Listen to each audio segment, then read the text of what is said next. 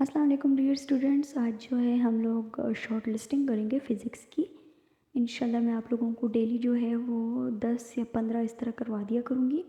इससे एक तो ये होता है कि एमडी-किट के स्टूडेंट्स को बहुत ज़्यादा बेनिफिट्स मिल जाता है और जो है बेनिफिशियल है ये बाकी तमाम स्टूडेंट्स के लिए भी, क्योंकि एक तरीके की ये शॉर्ट आंसर्स हो जाते हैं हमारे पास, जिससे हमें कॉन्सेप्ट क्लियर करने में आसानी होती है। तो चलें बिना टाइम वेस्ट किए आज हम टॉपिक की तरफ बढ़ते हैं।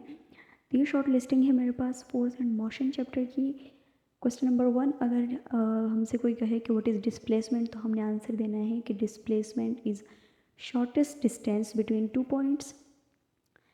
नंबर 2 है what is magnitude of displacement, तो magnitude of displacement is distance.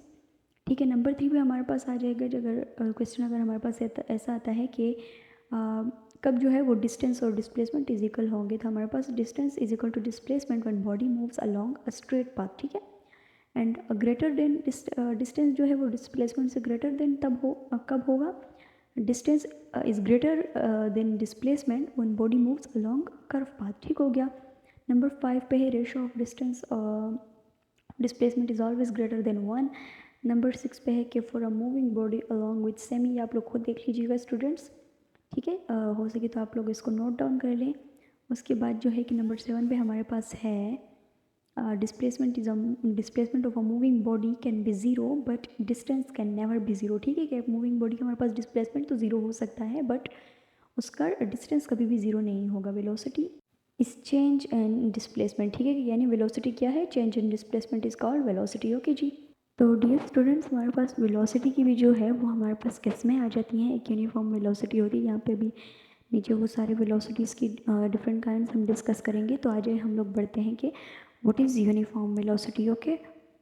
So uniform velocity in which change is displacement is uniform. ठीक है, यानी कि जिसमें डिस्प्लेसमेंट का चेंज जो हो वो यूनिफॉर्म होनी चाहिए। आप लोग एग्जाम्पल देख सकते हैं। सेकंड पे हमारे पास है variable velocity in which change in displacement is non uniform. ठीक हो गया, यानी कि उसमें जो हमारे पास डिस्प्लेसमेंट का जो चेंज होगा वो नॉन यूनिफॉर्म होगा, यानी कि वो यूनिफॉर्म पोजीशन में नहीं होगा। एवरेज वेलोसिटी है इस total displacement over total time.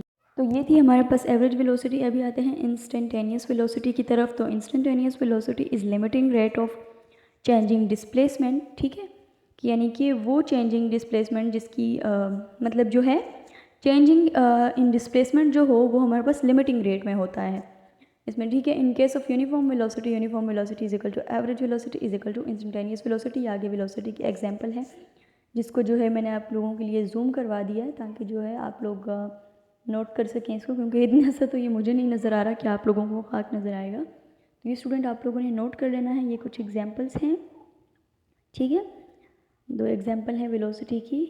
तो ये आप लोगों ने जो है इसको अगर मैं अभी यहाँ पे एक्सप्लेन करने लगूँ तो मुझसे बहुत ज़्यादा टाइम टेक कर लेगा और हमें लेक्चर जो होता है वो शॉर्ट में करना होता है। ठीक है।